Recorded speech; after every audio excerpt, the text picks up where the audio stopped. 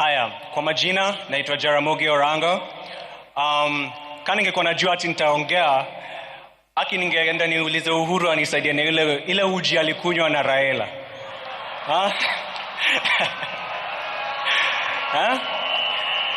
Juu sasa siwezi simama hapa niseme ati naogopa kuongelesha nyinyi wote.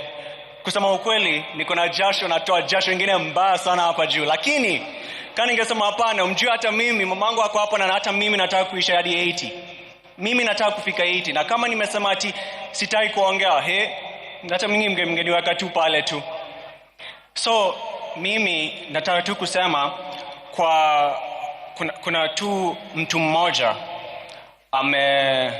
unajua Raila ni mtu, labda ulikuwa unampenda ama uko unampendi, lakini ni lazima ulikuwa unamheshimu. Hivi vitu vile tunapendanga kupinga serikali, unajua ni huyu mtu ndio alituletea hiyo, he gave us that ability to do that. Na sitaki kusikia ati ni mtu sijui alikuwa anapenda ukabila ama sijui nini, kuna kitu kama hiyo. So napenda tu kusema asante kwa baba, na nataka ku pass my condolences kwa Auntie Aida na kila mtu mwingine. Asanteni sana kwa kukuja na kwa kunikusikiza. Asante. Thank you.